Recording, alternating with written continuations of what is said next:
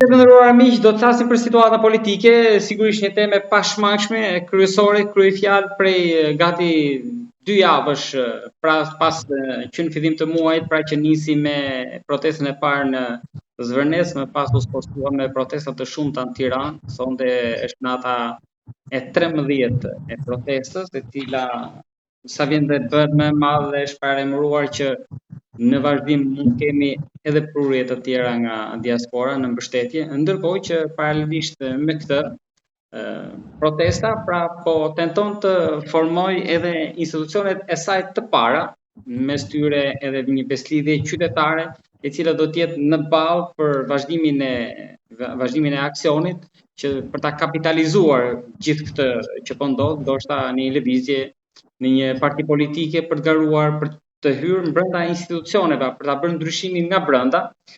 Sigurisht që qytetarët kanë të drejtë të shprehin pëlqimin e tyre se këtë duan të jetë në ballë të kësaj proteste, kësaj lëvizje, pra për të sjellë produktet, rezultatet e para. Dhe qytetarët kanë mundësi të votojnë në shaprull në një faqe beslidhje qytetare, ku renditen probleme që duhen trajtuar, sigurisht edhe emrat që folëm pak më lart.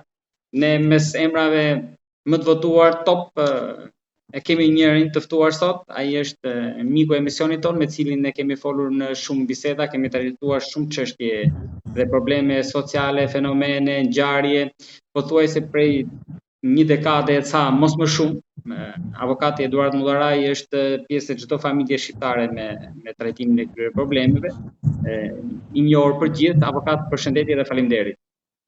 Përshëndetje, faleminderit juve. Avokat, duket sikur ajo që ju keni dhënë, bashkëpunimi, kontributi për shoqërinë, po kthehet në këtë moment edhe në një besim që po ju jepet që jeni aty, shoqëria pra shoqë një numër të madh të konsiderueshëm votash në mbështetje për ju në këtë faqe që është hapur. Atëre, unë nuk do ta nisja nga faqja, sepse faqja është pjesë e pjekjes së kësaj lëvizje. Unë do ta nisja me shkakun dhe arsyen e lëvizjes e cila dha shkëndijën e parë. Arsyeja pse filloi kjo lëvizje kishte vite që njerëzit vuanin, flisin, por nuk kishin një organizim ose një lider, do thoshe që t'i organizonte në një mënyrë kaq perfekte, siç po bëhet ky organizim të radhë. Do thoshe sepse organizimi nuk është vetëm shkaku dhe arsyeja e investimin në Zvërnes. Ajo i dha të shkëndijën e parë kësaj lëvizje, e cila ishte mbledhur në vite akumuluar me shumë halle, probleme, për sa i përket problemeve dhe vështirësive dhe vuajtjeve që kishte ky popull. Ky popull dhe kjo lëvizje duhej të fillonte më përpara, por gjithmonë historia ka periudhat e veta të pjekjes së një lëvizje. Lëvizja e parë ndoshta erdhi atëherë kur shumica kishin humbur shpresën që mund kishte një lëvizje nga sigurisht. Lëvizja e parë erdhi në vitin 90, nëse kthehemi në retrospektiv. Vitet 90 ishin lëvizja e parë popullore e cila kërkonte ndryshimin e sistemit, pa çka se ne ishim të fundit nga vendet e lindjes që po kërkonin ndryshimin e sistemit. Kjo lëvizje filloi me një pasërtim, një qetësi dhe me një vullnet dhe shpresë mjaft të madhe që të rrëzoj komunizmi dhe të vendosë një sistem demokratik. Kjo lëvizje u tradhtua gjatë rrugës që në momentin e parë.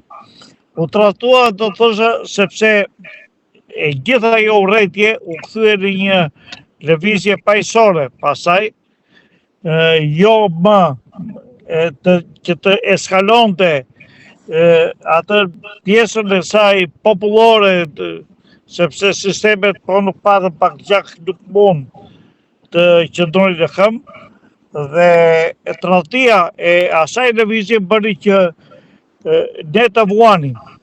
të vuanim sepse tradhtia vuri në krye pjesën e atyre që ishin planifikuar Mjafton të thuash avokat që edhe pas 35 vitesh dosjet nuk janë hapur.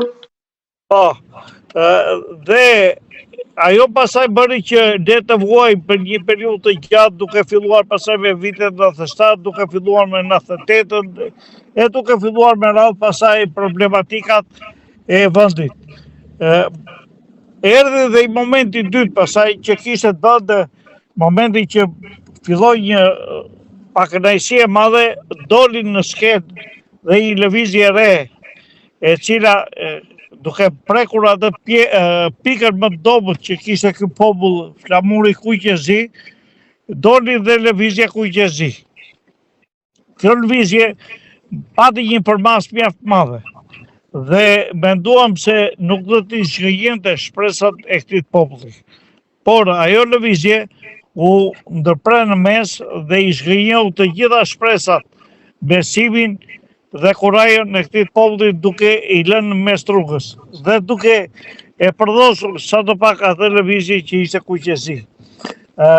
Ata faqezin që morën drejtimin e kësaj lëvizje dhe e lanë mes rrugës, e zgënjyen akoma më keq të popull, duke mos gjetur akoma ato mënyrën dhe rrugën e vetë për të ndryshuar sistemin dhe për të vendosur një sistem demokratik, real, objektiv dhe social.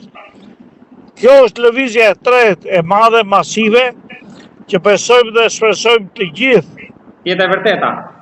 Duke filluar nga ne që i kemi përjetuar do 35 vjet, por kemi përjetuar dhe të sistem të kaluar, dhe duke arritur ke këto moshët e vogle që unë kam postuar dhe në një portal timin edhe një fëmijë që flitet gjumë në krahët e babait për sa i përket pjesës së protestës. Pra, është një protestë familjare për të ardhmen. Po.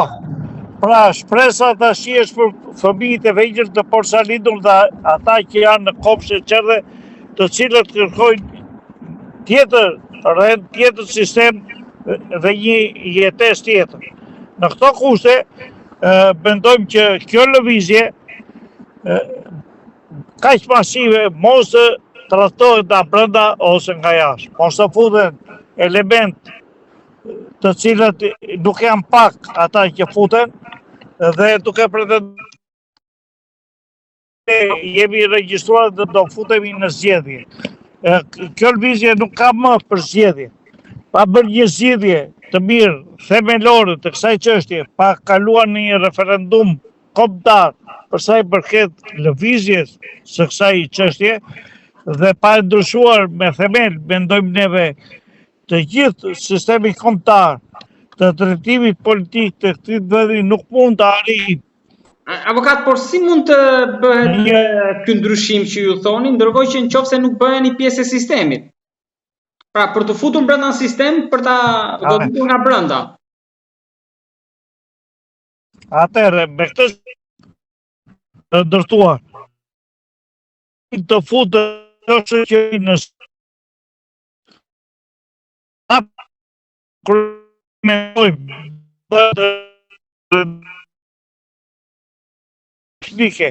e cila mund të ketë një kohë zgjatë deri në 2 vjet mandatit, për të përgatitur një listë të pasur zgjedhore, për të përgatitur një kohë zgjedhor të përkohshëm për sa i përket të zgjedhjeve dhe për të përgatitur një kushtut të re për sa i përket sistemin drejtimit të këtij vendi.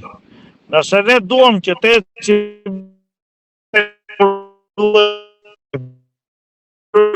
në parlamentit, dhe apo do të sigurohet si do të pra kënë ato të drejtuesve të kësaj lëvizje. Pastaj për bërë pjesën tjetër se do futemi, se ne kemi bërë një listë dhe kemi paraqitur kërkesën për ndryshim në zgjedhje, atë të alçojnë me jeta që janë pushtet sot. Por kryesorja ka të bëj me bosin dhe me ndërtimin e një sistemi drejtësie sa më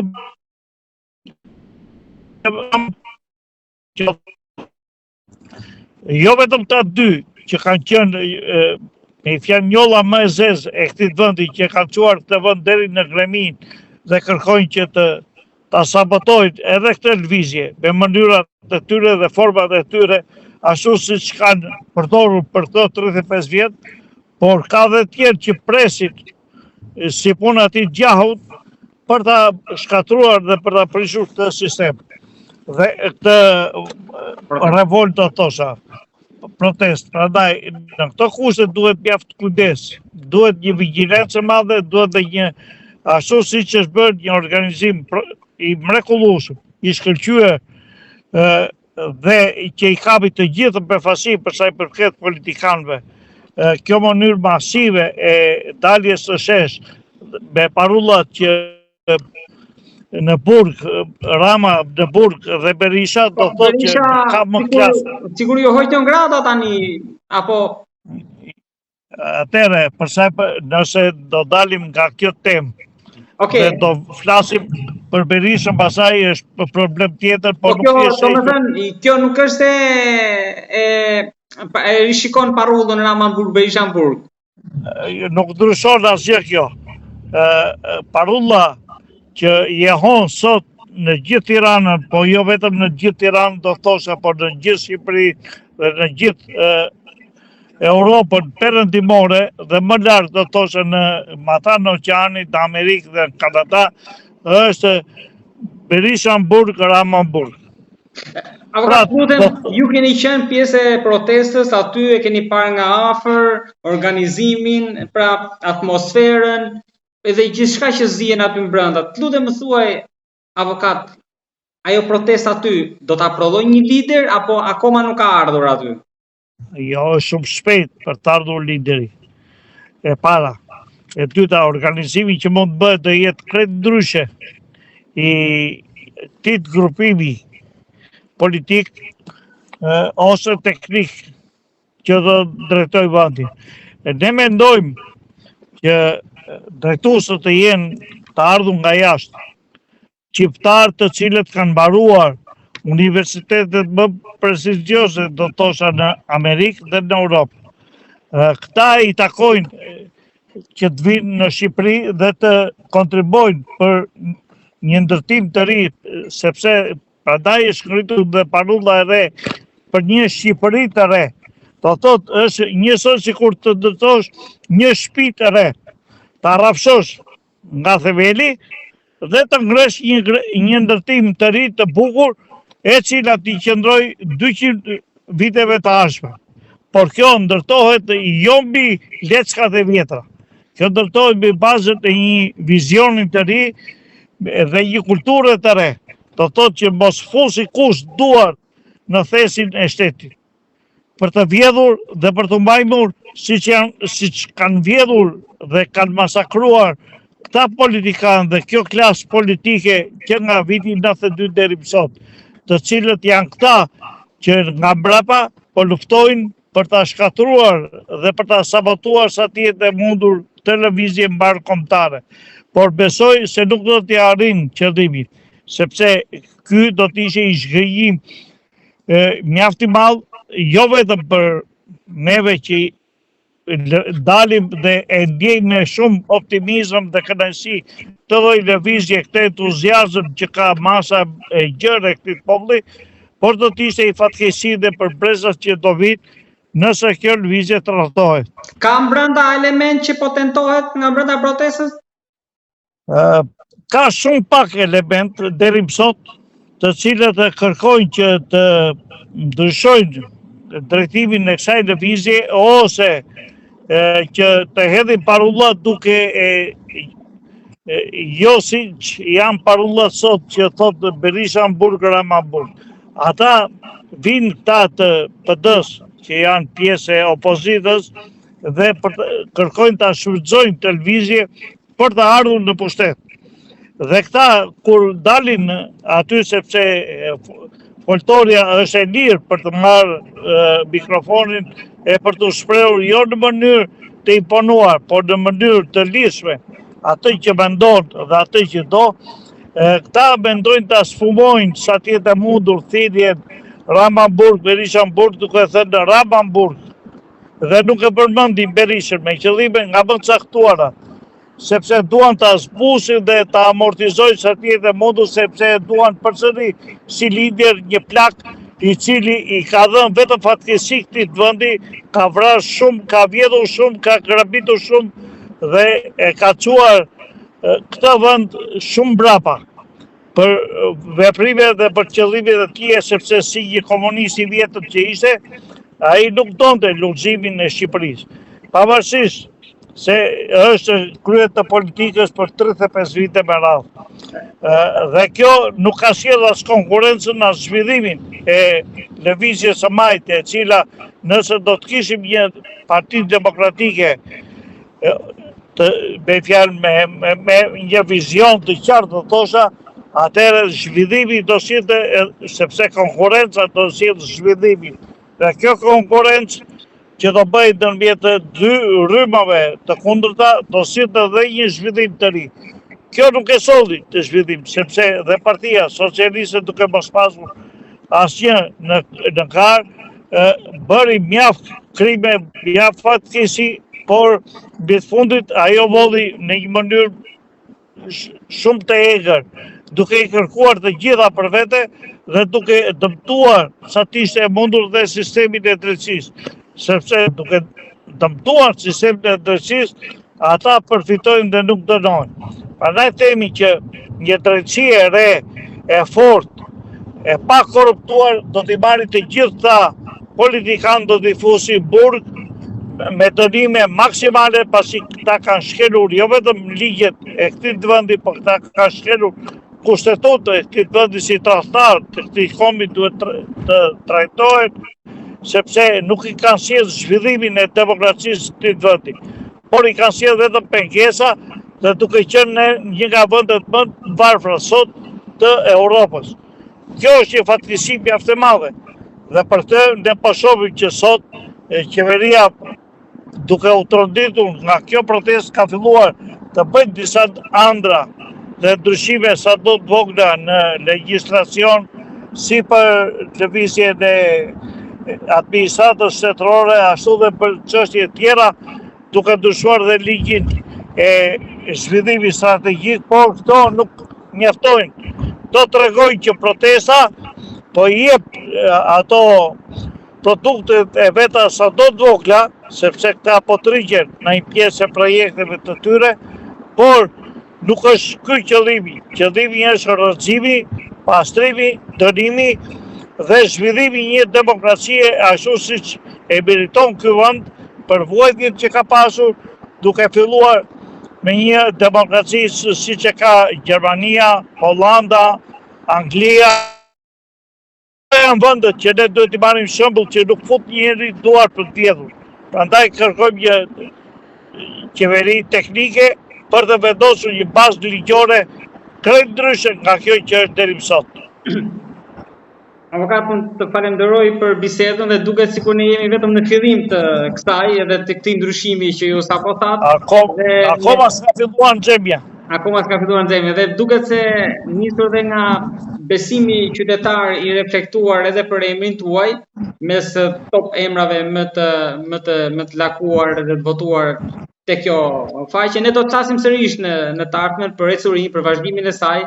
Edhe uroj që të jetë kështu, domethënë pa incidente, duket sikur kjo ka qenë edhe një ndërfitore e saj, pra goditja me pambuk, jo me incidente, siç jemi mësuar me protestat deri tani. Të falenderoj shumë, avokat.